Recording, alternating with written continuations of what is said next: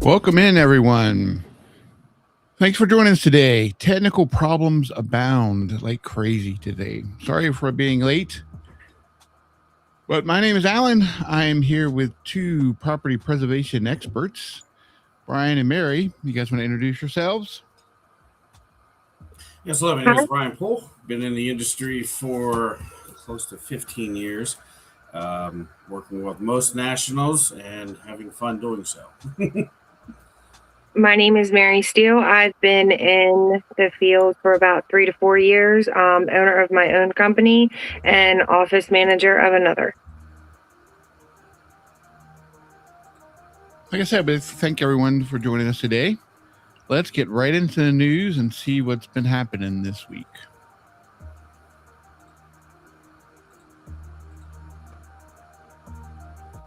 There we go. More technical issues, but everything finally came up. As you can see, the job reports just came out, showing the jobs have dropped slightly from 178,000 last month down to 115, with only a 4.3 unemployment rate. I'm curious about this whole thing because everyone in business I talked to lately have talked about it's how hard it is to find people. I'm kind of curious if this 4.3 is actually legitimate. I see tons of help wanted signs, and all the business owners I know talk about how hard it is to find people, how hard it is to find quality people. Somebody's not going to work for a week and then quit. I would think the construction industry and property preservation industry is the same way. What do you guys? Very much so. What do you guys think? Is it finding good and quality employees? First off, is it hard?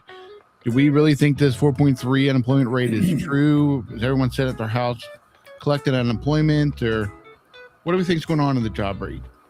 I'm not sure, but I do know that finding good quality people who actually want to work and stay for long term has been an ongoing issue. I know with our company, it's been an ongoing issue. We actually just hired someone for training. They stayed almost a week and then just up and left the job site. They no warning, no nothing, and still haven't heard from them. So finding someone who is actually willing to stick through the training process and actually wanting to learn and do the work has been very hard. One report that's been out where it talks about the trades: carpenters, maintenance people, lawn care, roofers, electricians, carpenters. As the older grouping of these people retire, there's nobody there to refill those positions, to refill those markets. There are a lot of training programs out there that are trying to inspire the younger generation to get into the fields of trade. And property preservation, even though it's not a very well-known trade like a carpenter or electrician, is a trade on its own. It's very specific. But with the job market not being stronger than they anticipated, that is one thing. Does that lead to more issues inside of our industry in itself? You know, of course, you need to have a certain amount of unemployment to control your inflation, to control your economy also. But how many people are truly seeking and looking into being a influencer or carpenter? Yeah, influencing is the big go-to today. I'm going to be famous. I'm going to be on the internet, or I'm going to be on a social platform like somebody else. I'm going to make $1 billion an hour. Mm-hmm. Yeah, it does seem like everyone wants to be an influencer today. So that makes it really tough, I'm sure, to find quality employees. And then speaking with that, this from KCTV, that Americans owe $1.2 trillion in credit card debt. So apparently people aren't getting jobs. They're not working. They're trying to be influencers. They're trying to do some other side hustle. And we are racking up our debt on credit cards. And I mean, Also, the American debt. I don't have no idea what it is lately, but our debt keeps rising. How is it going to affect? I mean, we deal with the property preservation industry, so the more people are in debt, the more people lose their houses, the more work we have. But then overall, how do we think that affects the country in general? I mean, you can't just constantly keep living on debt. I mean, eventually we're gonna have a problem eventually. So what do Yeah, you think? I'll go ahead. a lot of people are going to be homeless, and the homeless shelters are going to be overwhelmed because the housing prices are skyrocketing. People can't afford it.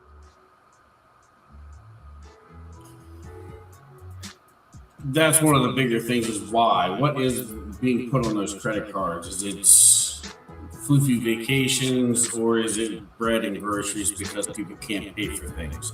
Because the jobs aren't keeping up with the rate of inflation. And again, inflation is only a government spending item. People cannot claim inflation. The government is the only thing. So with the amount of spending that the government has been doing over the past several years and decades, really, it causes the dollar to be less, and then it forces people to use debt or credit to pay for your basic things, which is breads, groceries, the shoes, the small stuff. Gas is another perfect one at $4.30, $4.40 a gallon. I paid $4.59 yesterday. Exactly. And that is to do with the global marketing and the scares of the Iranian campaign. Gas is never set by anything more than an analyst somewhere in New York. Never forget that. But at the end of the day, with credit card debt going up so high, this is another high bill that people have to pay. This was one of the large catalysts which can cause a collapse or a larger debt issue when those credit cards stop getting paid. Those credit card companies have to make money, and who are they going to go to for the bailouts? Too big to fail. Remember all that one? But in 2008, when the large economy crashed globally, was due to housing prices and the deregulation and the defaults. This is kind of what we're seeing nowadays with high credit card debt, with gas prices high, food prices high, rents being high, mortgages high, interest rates are getting high. People are not making the money that they feel they need because the cost of bread has gone up, because diesel's going up, and the fuel prices are going up, causing all your groceries to be going up. So the bigger thing is that once people have extended all their credit, where are they going to get more money to buy the basics, to buy the necessities? That's the next big question. And when credit cards go down, what happens then to the rest of the marketplace? Yeah, if I remember right, like food stamps and welfare are like the highest it's ever been. I don't exactly remember the stats, but I'm sure it's the highest it's ever been in our history. So that does make you wonder how people can get by without having a job, and a decent paying job. I mean, you can't always just go work for some fast food place and get by. Or are you going to work 3 or 4 jobs, or a regular job and 2 or 3 side hustles or something like that? That's a little bit what we talked about last week, where this could be property preservation could be a good side hustle for what you want to do. But we did get a audience comment from last week. Steve Fuller, 4214 on YouTube, said that we got it all wrong about housing. But the house is overpriced and will cause this collapse. The bank is manipulating the prices. So is that we think the same thing, or what do you guys feel about that? Well, banks can't influence pricing. It is up to your appraisers that actually set that price. there are companies out there that do price manipulations. There are large companies that are out there that are buying up single family homes. They control the market. You can manipulate your market that way. The collapse, I don't think we're going to have an 08 collapse. The data does not suggest that. I think that we are having a price adjustment. Is price of housing too high? Of course it is. How is that generated? By supply and demand. If you do not have a lot of houses, you can command the top dollar. Somebody will pay for it. And when someone pays for it, now your neighbor's house is worth that. That's the way appraisals work. If you have a house and it appraises for $100,000, then everything like that house in that neighborhood appraises for $100,000. So when real estate works in these natural cycles through deregulation, through low interest rate, people buy houses, people build houses, and also just people grow up. They get past 18, they want to move out of their parents' house onto their own, so of course they buy houses. People buy houses to rent houses to those people who can't afford houses. But the point still being is that housing prices are outside of the reach of the American family. This is the first time, this generation is the first generation where the homeowner dream of America is kind of cut out and shorted. Because who in the heck can afford a $350,000 house with a $35,000 down payment and a speculating, of course, a $3,000 a month mortgage, let alone an overpriced car, let alone overpriced groceries and gas payments and everything else. And once again, as I said earlier, the FHA did a massive rehaul of their loan program to change the requirements needed. They lowered the requirements because people can't buy houses. So they started the deregulation process. Now, if this isn't done very carefully, it can be a powder keg. Because now you have people that can't afford houses buying houses and then defaulting on houses. And then because a lot of people are buying houses, now you have the home builders building 1,000 houses, 2,000 houses. So are we setting ourselves up for another housing bubble burst like happened? I forget when that happened. Are we setting ourselves back up? Yeah, are we setting ourselves back up for that? Possibly, yes. If not maintained well. Having the option for someone to be able to purchase a home with a 550 credit score, there's nothing wrong with that as long as that person is able to afford what they're buying without an adjustable rate mortgage. What killed the industry before was they were giving out these low interest rate adjustable rate mortgages. So you would get the teaser rate of 0.01%. And you're thinking, what a deal. And then 5 years later, your interest rate goes from 0.01% to 9%. Now you can't afford it anymore. Now you just leave. Then we come in, clean up the mess. So what's necessarily good for the property preservation business is not always necessarily good for the country, unfortunately. We are a business of disaster. And our next story of the day, I saw AI was in the news all over the place this week, which is kind of strange. But it talks, this is from Goldman Sachs. It talks about how AI will affect the U.S. labor market. In this article, it talks about how it's going to mainly affect creative jobs and like middle management type jobs. And I thought this was pretty interesting because I think everyone right now is afraid they're going to lose their job to some computer. And I'm sure this same thing happened right before, all the years ago, before like all the automation and machinery came in, when everybody was just doing everything, the 1800s, things like that. And I'm sure it happened again when like Ford started with the whole, assembly line process and everything. And the real question is how real true is this? And then also, are we looking at Elon's robots doing all the property preservation work for us, or is this an industry that mainly won't be affected? I did find this other article talking about the rise of AI in construction, which is really interesting. It talks about how on job sites you can use cameras and sensors to actually monitor your job site, prevent accidents, and also improve efficiency.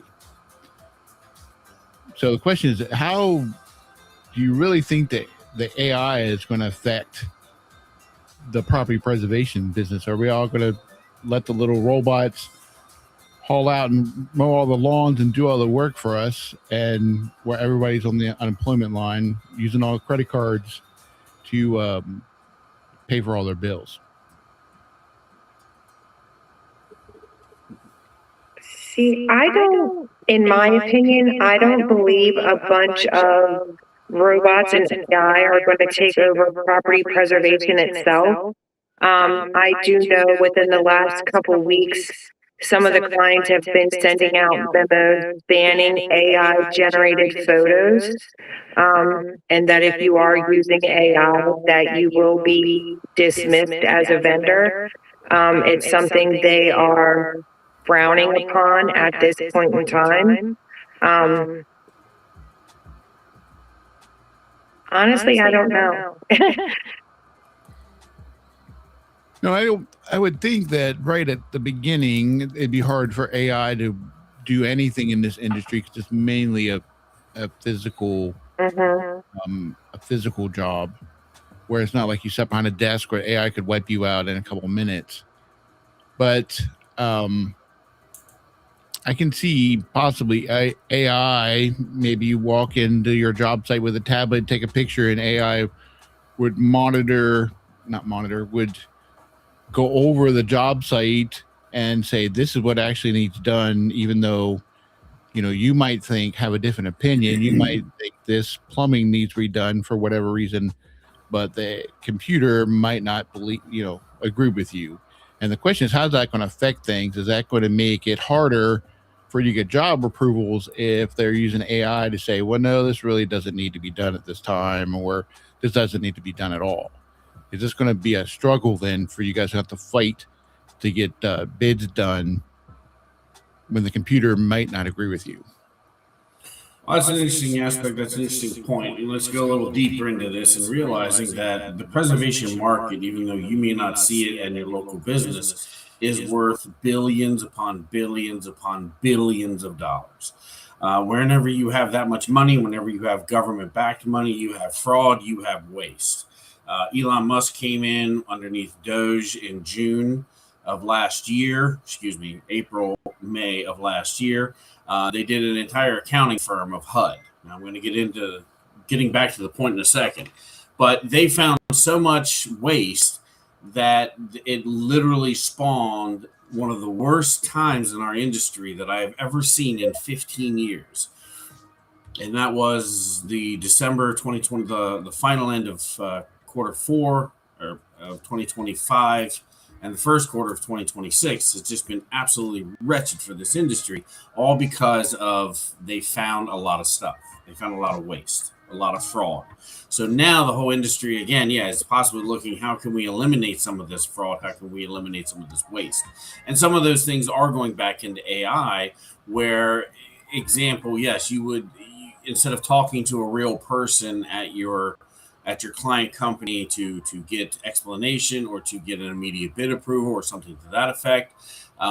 They are experimenting right now with AI talkers, with AI bots that are able to help the field agent handle the job from talking with and dealing with the client themselves. So if there was an immediate approval on a Saturday afternoon, person calls in to the client company AI will answer, and he'll explain the work order number, what needs to be done, possibly even ship up a few photographs, and the AI will give him instant approval.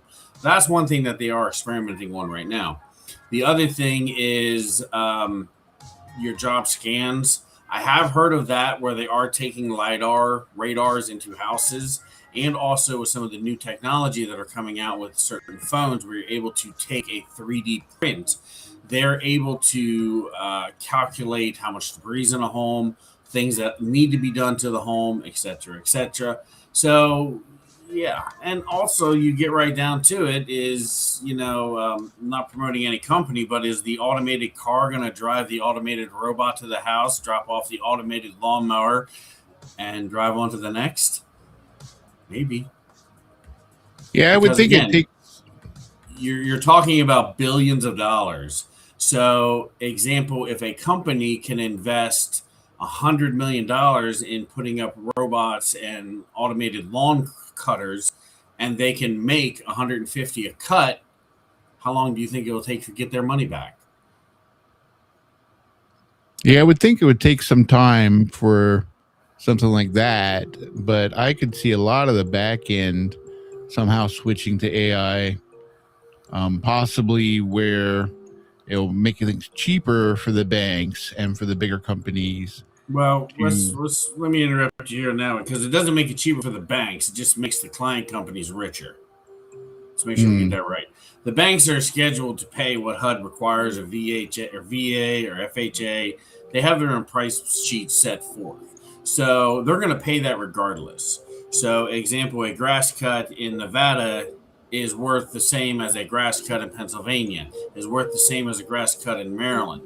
But again, you have companies that buy huge contracts, which this is a whole other topic of discussion. But again, the banks pay the same amount of money. The government pays the same amount of money. It's just a question of how much does who get and who keeps it, the most of it. An interesting point, which I've said this dozens of times. How much do you think the federal government spends on grass cut? Now, what I mean by that is you have FHA, VA, HUD, you have all the acronyms that pay for property preservation work on their foreclosure properties.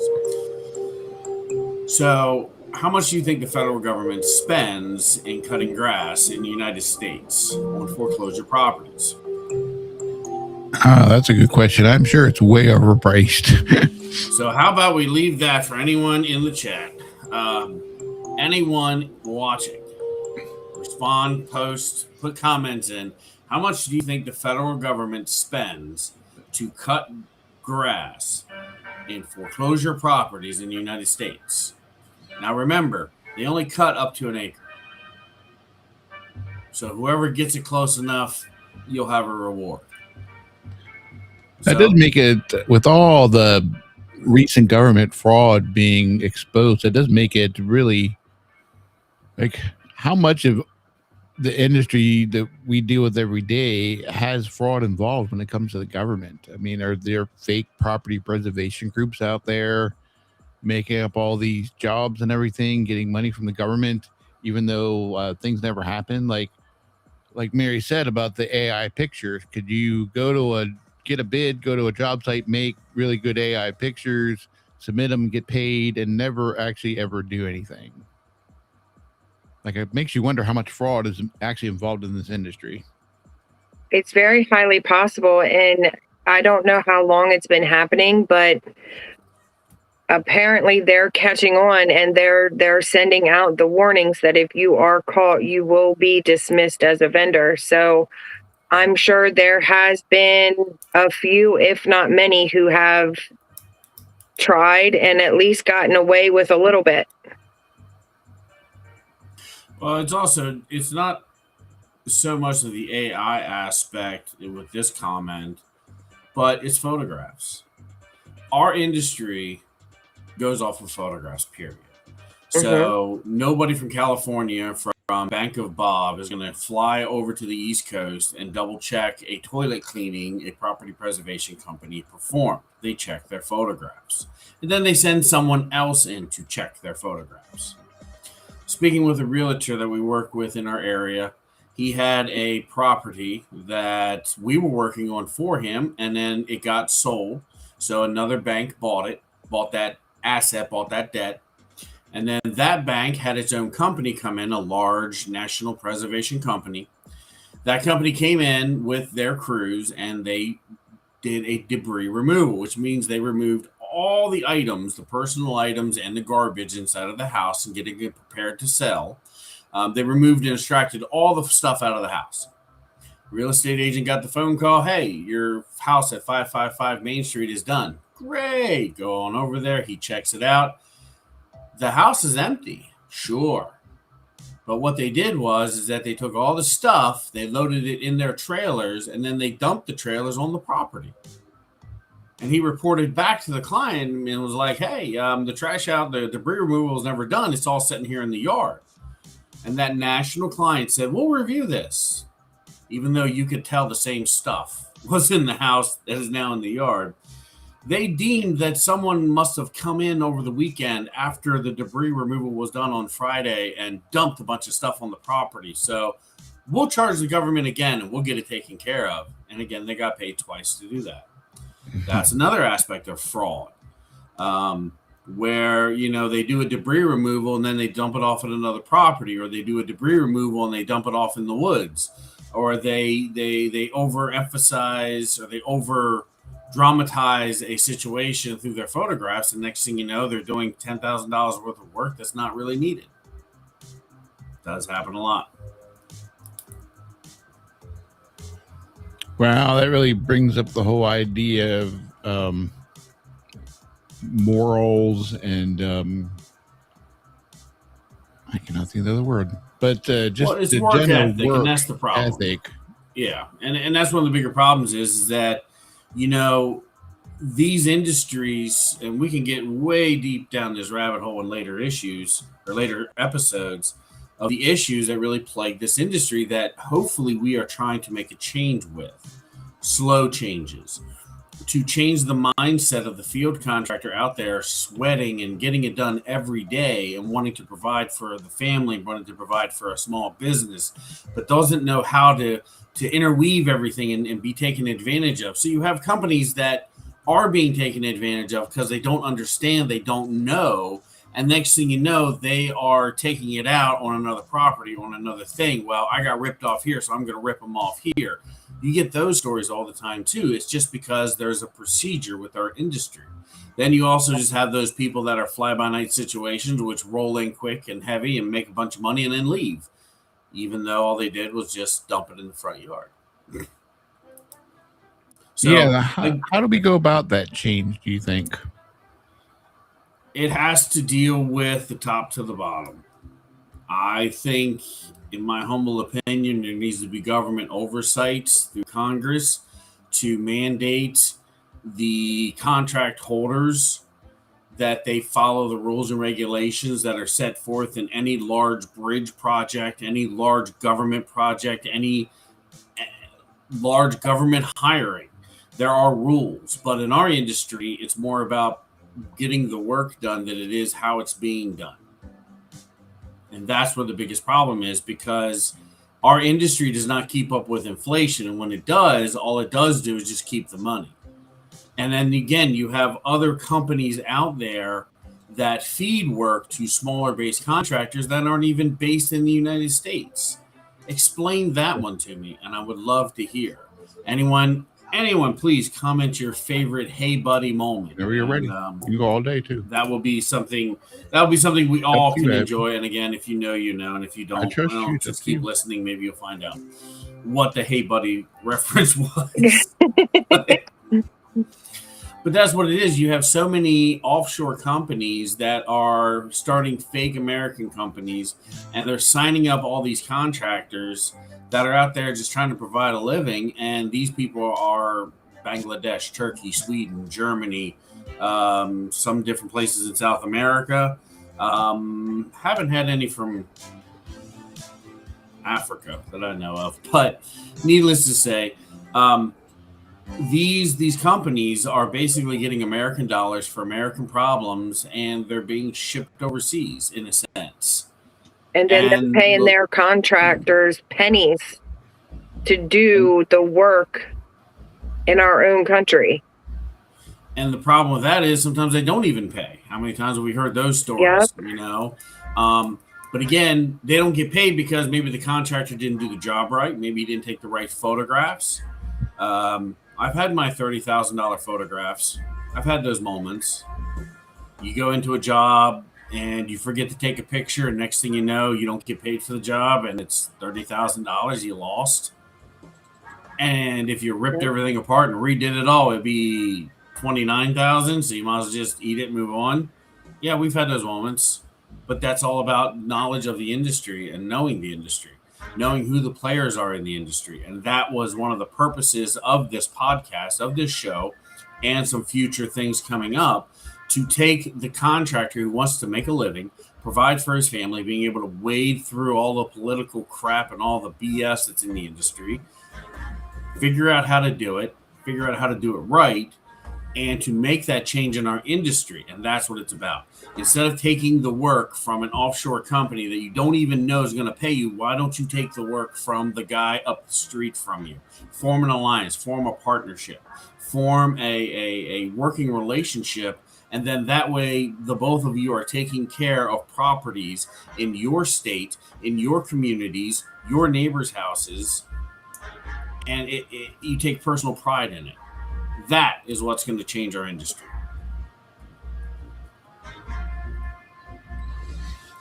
Well said. That's pretty interesting, and it does make you wonder all the amount of fraud and everything going around. Like, is there anyone honest in a lot of these different industries? And that's rough to say. I'm sure there are plenty of great people out there doing their jobs, but there also are a lot of people out there figuring out how not to pay them to do their job and how to get away with it. And that does plague our industry hard, with chargebacks from the nationals, from regionals just not even paying, from the local boots on the ground contractor not even getting the job done properly because he doesn't have the funding to do it. Does happen. Well, I think that's enough for the news. Let's one of the things we wanted to start doing is go over what a regular job is and what all these different jobs we talk about in the property preservation industry. And today we were going to go over the trash out. Probably some of the best. That's my living room. That's not a trash out. How'd you get pictures of my living room? That's my favorite chair sitting right there at the box. Yes, everyone hears about the crazy trash outs and walking in with the refrigerator full of maggots, or I'm sure I don't go to these locations. I'm only can imagine the crazy things that you guys come up with. This is a somewhat recent trash out that we took and showed you some of the pictures of, so you can see exactly what goes on. Did you guys want to explain what happens with a trash out?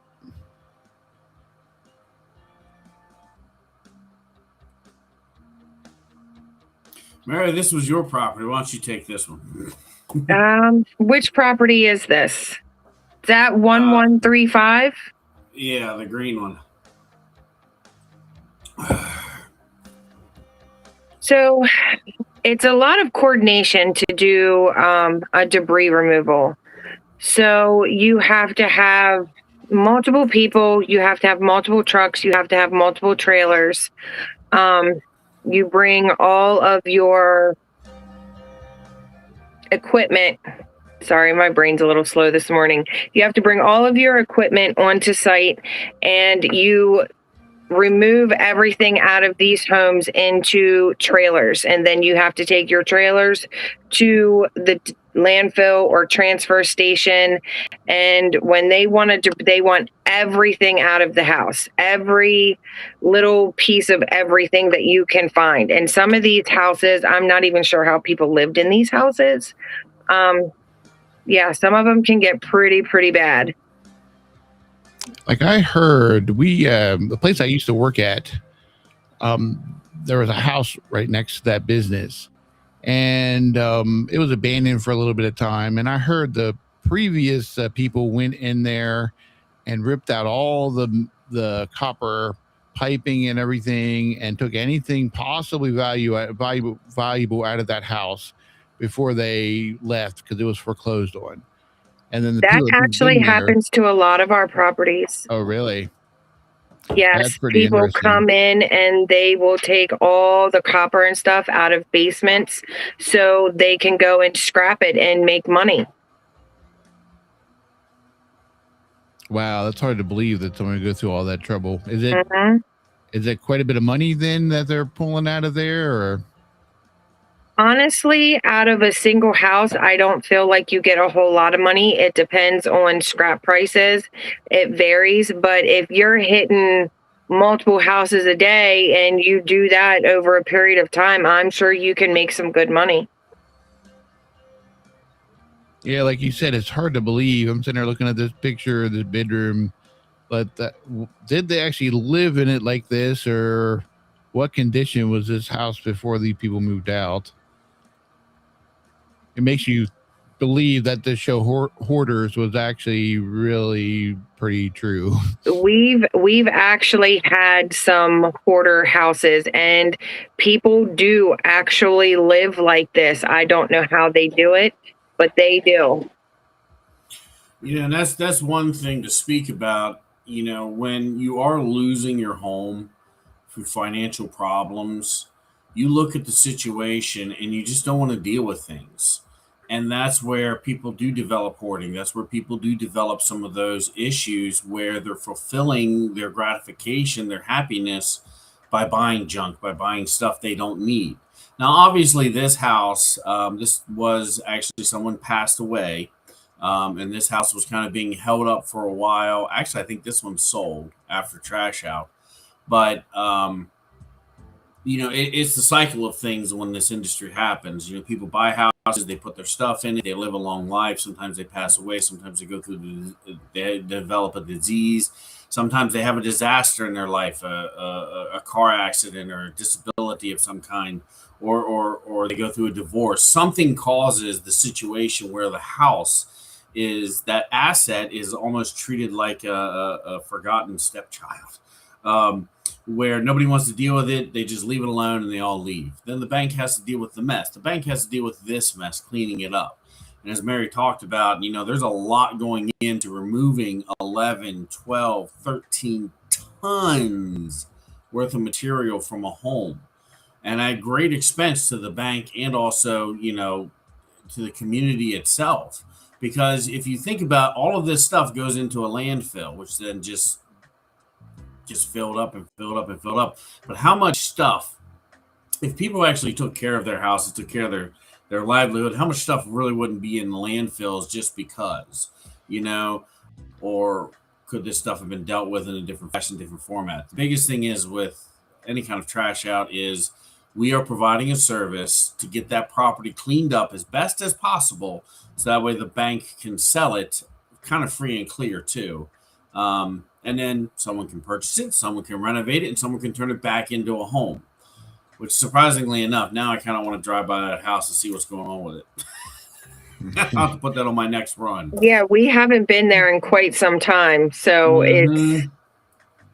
But I do remember this one. So this house is very funny because it's actually shaped like a U, and in the middle of the U, there's actually a tree growing. So you actually have the kitchen and bedroom on one side and loops around and goes to the other side.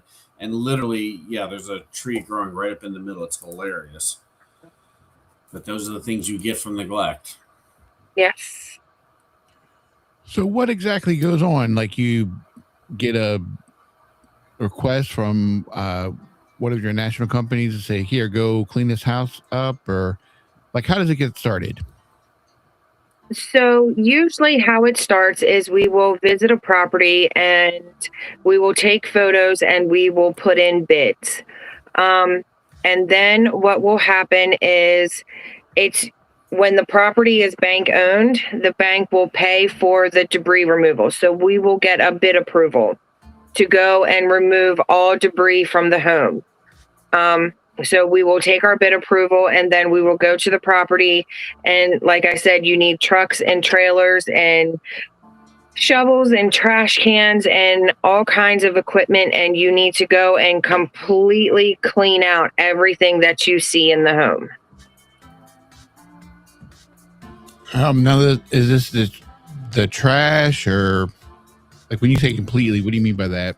Well, normally when you get a bid approval for a complete trash out, it's personal trash, anything that isn't attached to the house itself. Now, do you have to repair things like if they busted the light in the ceiling or something like the one picture? Like, do you have to go back and repair that then, or is this just the trash? Or That is just the trash. So if we see issues like that, that's when we take photos and we put in bids. We unfortunately cannot do anything at a property without a bid approval from the bank. You have to have a bid approval to complete any kind of work, any kind of repairs. like even if it, let's say this is the kitchen here, let's say the sink was there and they're shooting water out, you guys would still, like, for a necessary thing that could destroy or seriously damage the property, you guys still have to do. Now, Like for they an did- emergency like that, you normally do have emergency lines that you can call to see if you can get on the spot approval to do things. But no, there have been times to where there have been leaks and we have to take pictures and bid it. Oh wow. In fact, we actually had a line in a property. The main line coming into the house was actually broken and spraying water everywhere. It literally took them 4 months to give us authorization to make a basic half repair. They weren't even going to pay for the whole thing because they didn't want to go spend $25,000 and have the sidewalk torn up and that mess.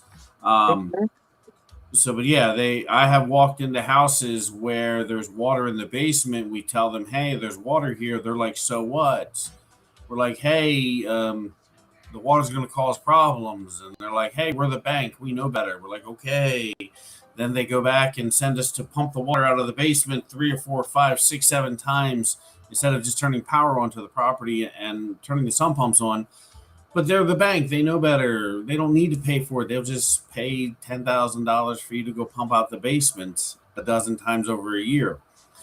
And then when we don't listen again, then the basement fills up with water and destroys the house, and we have to knock it down and put it in dumpsters. So a simple thing like turning the power on to work the sump pumps to prevent the basement from flooding, they decided wasn't relevant. So they paid $50,000 to knock the house down, fill the basement in, and make it a parking lot. Mm-hmm. That does bring up some issues then. Let's say this house, what you guys are done with this house is sold to like a flipper. Like, could there possibly be, because sometimes, let's just be honest, sometimes contractors that flip properties don't always go to the full extent to make sure everything is perfect, or sometimes they just cover things up. Could that be an issue then with the future house that people need to be aware of? You know, that this basement was flooded, there might be mold behind the walls or things like that. Maybe that's a good example of why you need to have a home inspector come before you buy a flipped house or a house that's been done like that. Should always have someone come in and inspect it. Always. Because again, you're absolutely right. Inside of this industry, we do see these properties being sold, especially now more so than ever, just because there's not a lot of inventory on the market itself. So a lot of those heavier investors that can afford, to make a huge cash payment at a sheriff's sale, that's the houses they buy. Then they evaluate them, and then, they sell them out as a wholesaler or they flip them. And yes, you're absolutely right. When these properties sit for 3 or 4 or 5 or 6 years and develop issues, and the flipper is not, you're not taking the house down to studs every time, but they hide stuff, they cover up stuff, they flip it as fast as possible to get the investment back on the return. But then there's also some people that take the time and do the job right and do the job correctly, knowing the house had a lot of mold issues, knowing that there was a water leak in the roof, and they fixed them correctly. So again, just because it was a foreclosure property doesn't mean that it is a bad property. It depends on who flips it and how they flip it. And again, as Mary said, it's so important to get a professional home inspector to come in and to inspect to make sure you're not inheriting problems from the foreclosure side, or you're not inheriting those problems from the flipper side. Yeah, that seems to be real important that the end consumer, with all the fraud that's going on, with all the crooked people, with all the crooked contractors, with who knows what's going on, that they make sure they protect themselves from anything, which is kind of a sad thing to talk about in our industry. Well, that's I guess one that's thing one we though that need you to deal bring with. up, which is kind of interesting because you have home prices. Example: mom and dad buy a house, they spend $70,000 for it back in the 70s. Okay, fine. They've paid it off. They've gotten some health issues, so they got a small mortgage on the property to help pay for life because, again, times are tough. So they get a $50,000 loan on a house that is now worth 35 years later is now worth 300 and something thousand dollars. Banks can give them the money, no problem. But then something happens. They pass away. They get into a situation where they're incapacitated. And next thing you know, the bank is foreclosing on them. Do you feel that the bank is going to give them fair market price? Of course not. They're going to file a judgment lien for the money they're owed. Once that happens and the bank gets into the foreclosure side of it all, they reacquire the property and they sell it. But they're going to sell it for market rate. So that's another big thing too that is, causing a lot of drama is they buy the houses cheap on the judgment side, which gets entered into. Then they basically sell it for a lot more money. They profit from this. So in a sense, from mom and dad passing away in time, they just now picked up a $300,000 house for $30,000, $40,000, $50,000 and the bank just sold it. So that's another one of those things where the bank utilizes its leverage and causes some drama with inside of our industry just based on those things too. So that's another thing to think about. It's not so much the crooked contractors too, but it's also the crooked banks in there too that you got to think about. Yeah, you have to protect yourself all around. Mm-hmm. Now, going back to the trash out. I'm sorry, Yes. go ahead. Oh, no, I was about to say, we did an eviction once for a client. Real estate agent was involved. The bank had filed the lien and got a judgment against the gentleman, and I think it was like for $1,700, $1,700. The real estate agent comes in 2 days after we're in the process, and he's like, "Hey, you guys need to hurry up." I'm like, "Well, calm down. We're getting there. There's a lot of stuff going on here." The real estate agent was like, "No, you don't understand. I've already sold the house." Really? Like, we've just been here for 2 days. You guys have owned it for a day. You've already sold it. He's like, "Yep." So come to find out, they had sold that piece of property that the bank had gotten for $1,700 judgment. They made $200,000 on that house in 2 days. And come to find out, just so you know too, Mary, that house was actually torn down. They leveled it. They got Did they really? out and took everything off the property. All the sheds, all the barns, everything. Took the house down, took everything down. It was not worth it. So they spent $200,000 for 2 acres and a well. Jeez. Wow. So back to the trash out then. So we have a rough idea of what happens. This is not something you could do by yourself if this was like your side hustle type of thing. This takes a crew of people to do this, and like I some major mean, equipment, or it depends on how much is in there, and it depends on how fast you can get it done. I mean, I've heard of contractors doing it on their own. I mean, if that's what you want to do, you can, and if you have the capabilities of, but I feel it's always nice to at least have a couple hands with you. and then And I that's think one you need thing. trailers, trucks, things like that. Mm-hmm.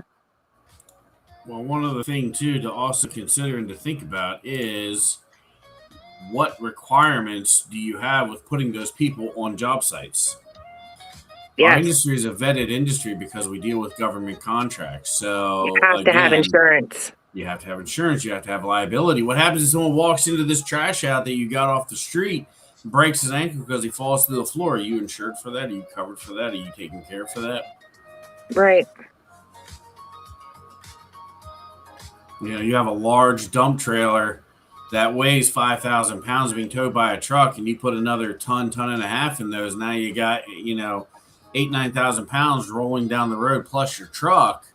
Your insurance requirements. What happens if something falls off the back of the truck and smashes into a $4,000 windshield? Those other things you got to think about. Now, is there anything in these houses that gets saved or just all goes to the dump? Nope. Technically, by contract, everything is personal property. And technically, by contract, we are to dispose of everything at a property. The only time we're not allowed to dispose of things at a property, such as human remains, such as guns or firearms, we have to turn in. But technically, the way that goes is the stuff that is left, all that stuff left in that property is deemed by law personal property, is someone's belongings. Now, technically, once the bank acquires the property through a sheriff's sale, they acquire the ownership of that stuff. And normally they do like a 30-day posting notice, and they say, hey, whoever lived here, this stuff is yours. You got till now to get rid of it. But no one ever does. But it's the legality purposes. And that's why, again, the banks require this, that everything goes into the dumps and landfills or recycling centers, so that way they don't get sued for profiteering from the contractor grabbing grandma's $1 million pearls, which I've never seen, and next thing you know, someone's suing the bank because they got rid of the stuff, even though all processes of laws are being followed. This was a big deal back in 2012, 2013.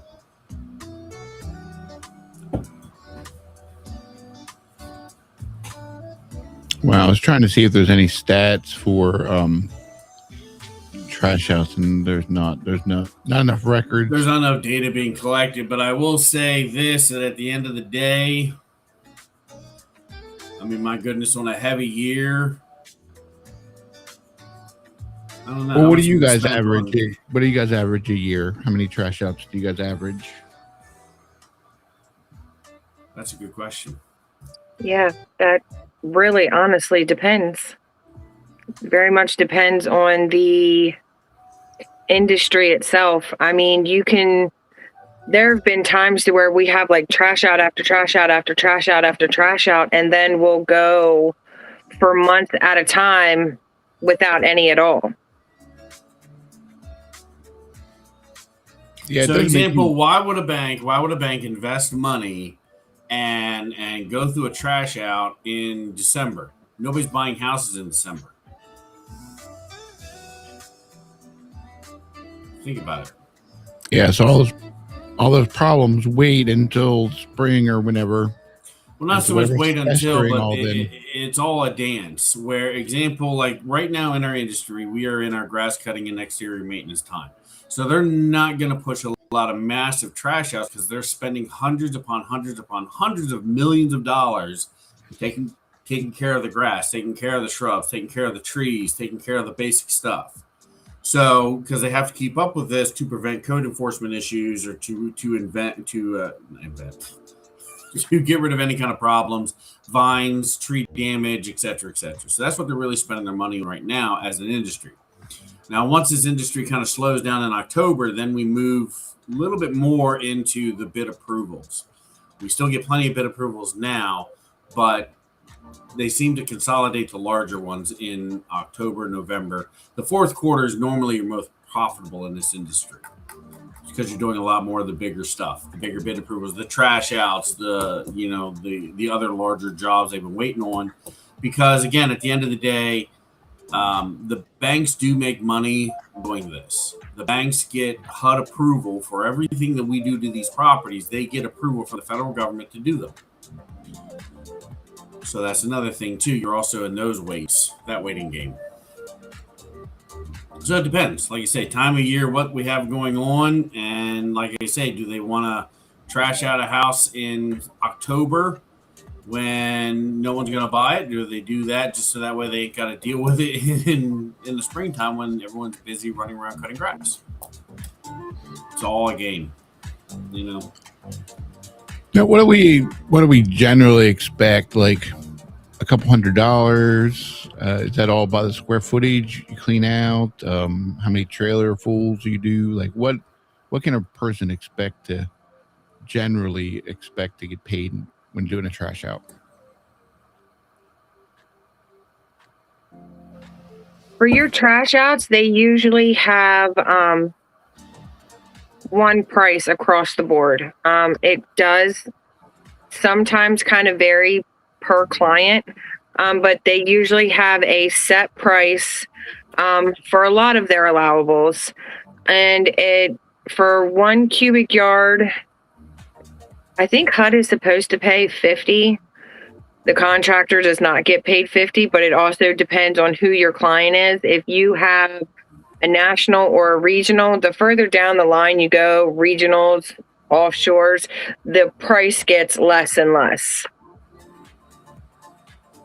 And that's one of the biggest things in the industry, as we discussed a little bit earlier, is there's too many fingers in a pot. And those fingers are greedy to where, we do a trash out. We come in and we say, hey, bank, we think there's this much in the house.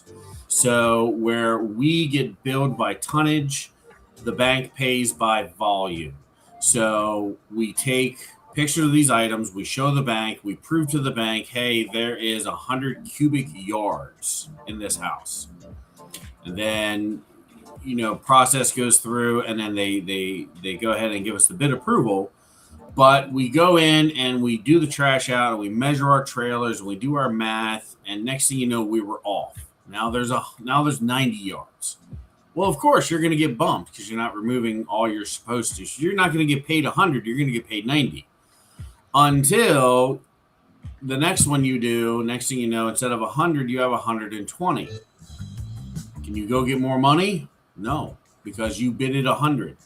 So the industry on itself is kind of tailored against the contractor, because if you bid too much, you don't get the work order, or you have to adjust your invoice.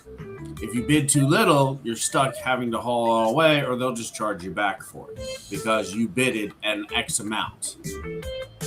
So you see how it's kind of against, and that's where, again, accuracy and precision is critical in those moments, so that way you are not getting stuck eating a bill and not making money. That's the big thing. And that's where, as we develop through this, we're going to show different techniques and different things we have picked up over the years to help be precise with those measurements, because it is difficult to walk into a house blind and say how many trailer loads you're going to haul out of there. But yeah, as Mary said, it's a set thing for volume, not by weight. We pay by weight, they pay by volume. Yeah, the real question. Until you have to haul away a pile of block. Now for the real question of the day. What has been the worst trash out you guys have been to? Any interesting stories? I'll let you take this one. Okay. We were doing an eviction trash out in about an hour from our main office.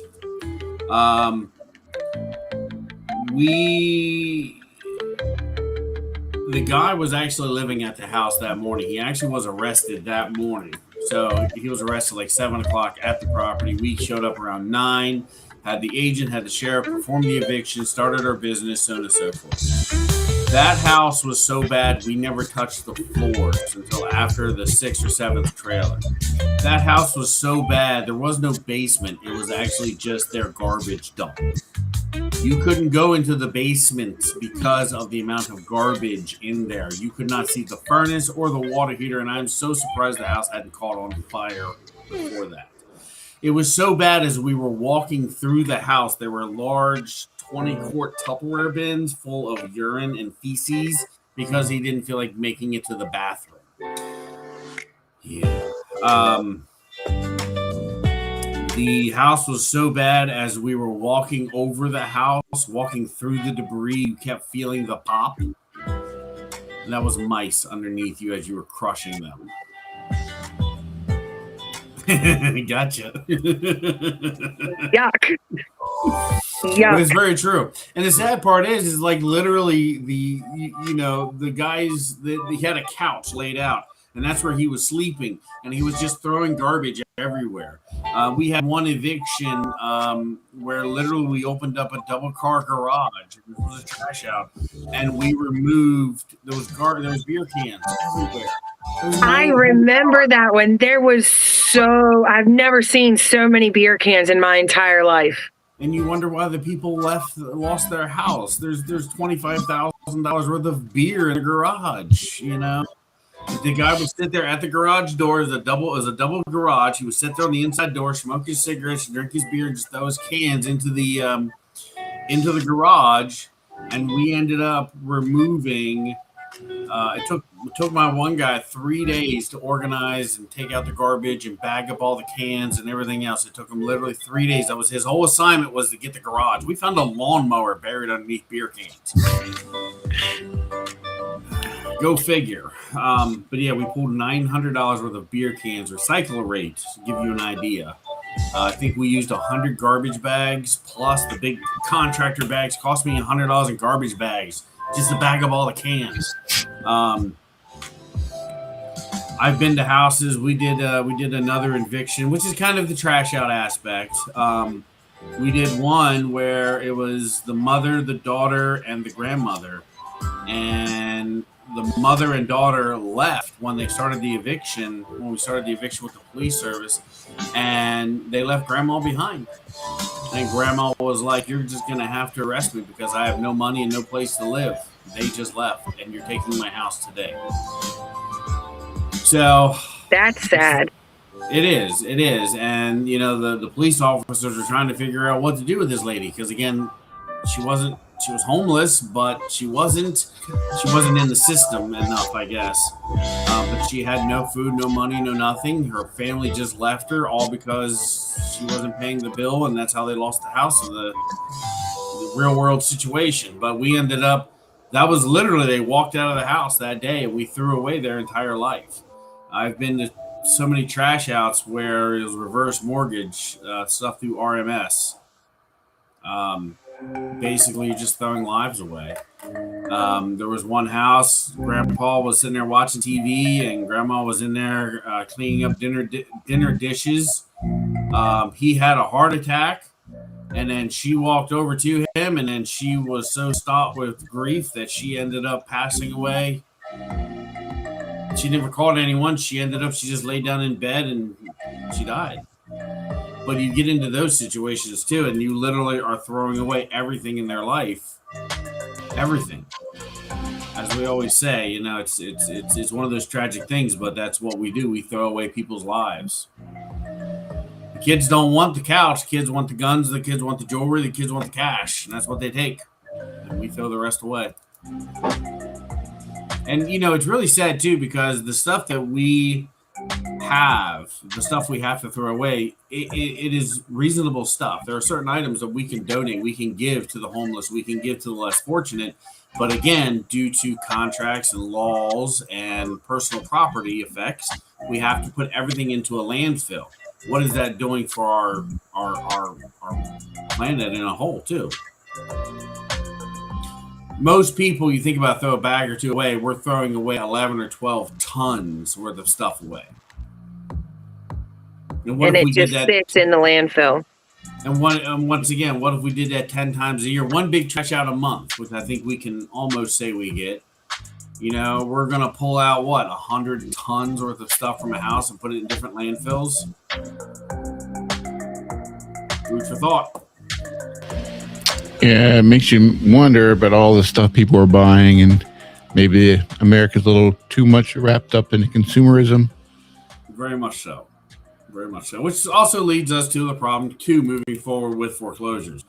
People spend a whole bunch of money buying stuff on QVC, on different websites, on eBay, on Amazon, and they put it on credit cards. And next thing you know, they can't pay the credit card, so the credit card company defaults on them. They take their car, and now they don't have a job because AI took their job. And next thing you know, now they can't pay their mortgage on the house, but they got a bunch of stuff in the house.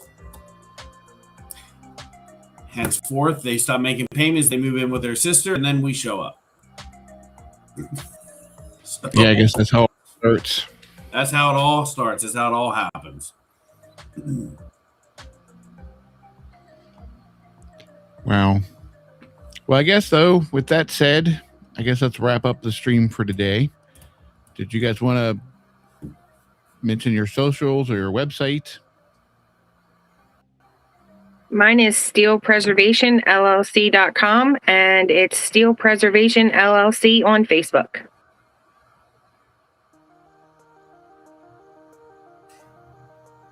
Yes, you can check us out at Elite Preservation. Also here on TikTok and different streams, we'll be posting some videos of our famous trash house. It's going to be coming up shortly too. So definitely keep in line and see what's going on and see what we're up to on a daily basis. Yeah, we have to apologize for our technical issues. I just had another one there. It just seems like today is a tech issue problem. It's what's going on is it's Mother's Day, so no one is paying attention. Everybody's over with mom getting her coffee and stuff. So everyone at the computer center there is they forgot to hit the switch. Or it's the AI when it heard we were going to talk about it. It decided, well, that's enough of that. Oh yes, exactly. That's highly possible too. So next thing you know, there's going to be a guy traveling through time to come back to take out the never mind. That was a movie. Anyway. But yes, everybody be sure to follow us at Property Pres Insiders on YouTube, Instagram, Facebook, TikTok, wherever. We also have a Facebook group if you want to join that. We want to try to just getting started. We want to try to build a community, like a positive community where we can go over all this property preservation stuff. With some of the groups we found kind of are just all about jobs or complaining about other companies or things like that. We want to try to make a group that talks about what's going on, that we can figure out how to solve some problems. So be sure to join our Facebook group. You can find that on our website, propertypresinsiders.com. And be sure to check us out next week. We'll be here hopefully with less technical issues. Thank you, everyone, and we'll see you next week. Thank you so much for spending time with us. If you enjoyed this conversation, don't forget to follow us and share it with your friends. Got questions? Go to our website, propertypresinsiders.com, and join our Facebook group. We'd love to hear from you.